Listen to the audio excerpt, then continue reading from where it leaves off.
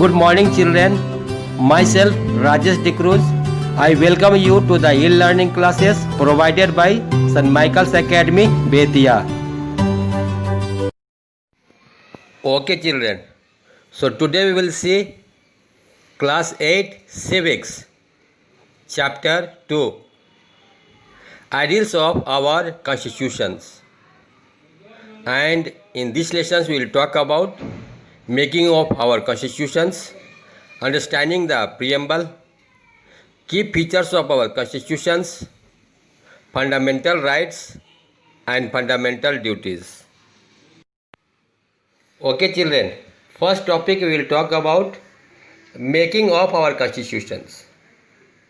I think you know that our country, India, has got independence on 15th August 1947. And after the independence, the top leaders, the freedom fighters who were involved in the struggle of India's independence, decided to make some rules and regulations to run of the country. That is why they thought of to frame constitutions. In this view, they organized a Constituent Assembly, who is also known drafting committee. Dr. Rajendra Prasad was appointed as its president and Dr. Bhimrao Ambedkar was appointed as the chairman of the drafting committee. These people sat on December 9, 1946 to frame the constitutions. They sat down all over 2 years, 11 months and 17 days. They completed on November 26, 1949, but they thought of to bring it in effect on January 26, 1950. And from that time, our country became a constitutional country. That means our country started running on its rules and regulations. Okay, children, now understanding the preamble. The drafting committee, before the constitution, in an introduction, they mentioned the aim and objectives of our country, that they put in front of the constitution as a preamble. Accordingly, the country has to work and progress. Okay, children, you must remember that every democratic country has got a constitution, and that constitution begins with its preamble. However, the preamble is not a part of constitutions, and also the preamble cannot be enforced in a court of law. So what is preamble? We will discuss and talk each in details. Okay, the first is sovereignty. In the preamble it mentions that India is sovereign. It means that India is free from external control. It means India is independent to make its rules and regulations and decide what to do, what not to do. No other country enforces India what it has to do and what doesn't have. It means Indian constitution is in itself a testimony to its sovereignty.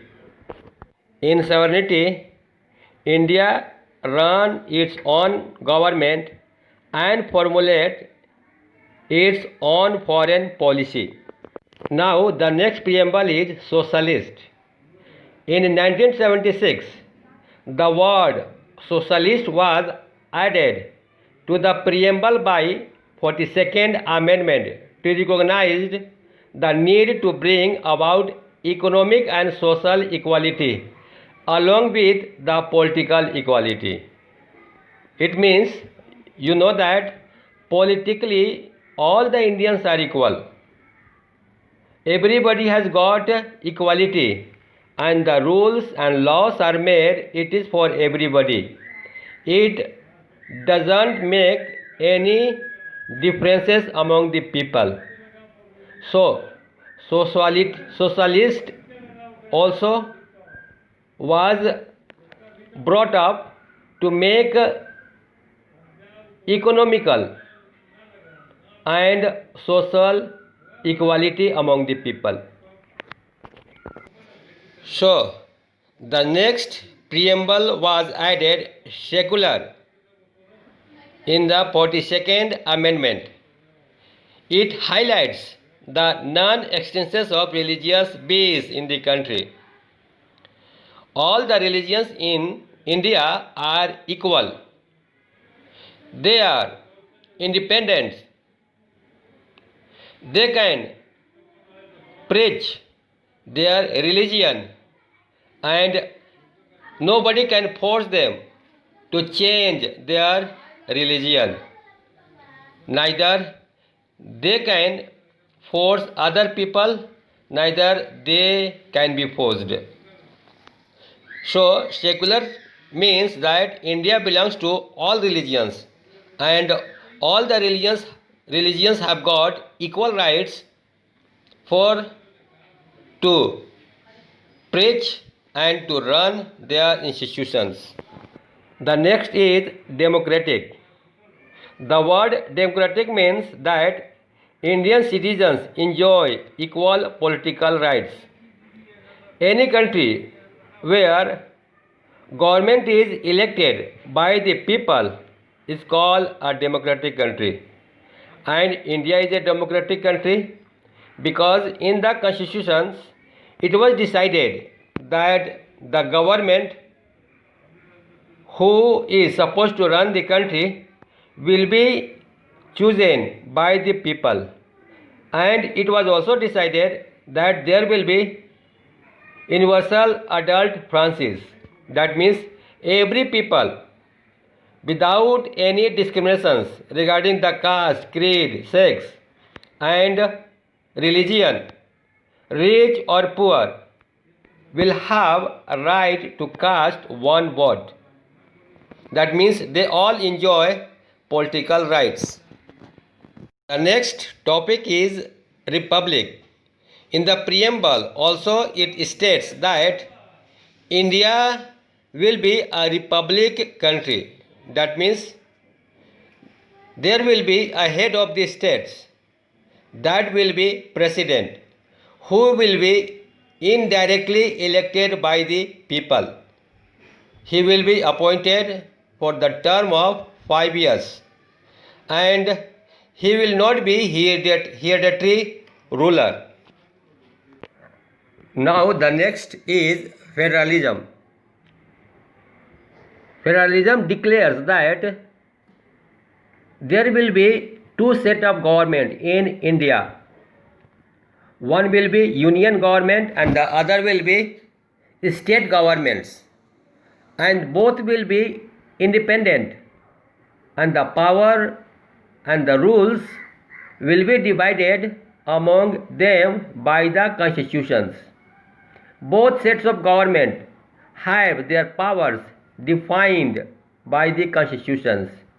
They can rule and work according to the fundamental rights and the fundamental duties as directed by the constitutions. Okay children, I will stop here. Here are two questions for your homework. The first, why the Indian felt the need for a constitution? I repeat, why Indian felt the need for a constitution? Second questions, what do you mean by secularism? I repeat, what do you mean by secularism? Okay children, if you like my video, please subscribe it and share it. Thank you. Bye bye.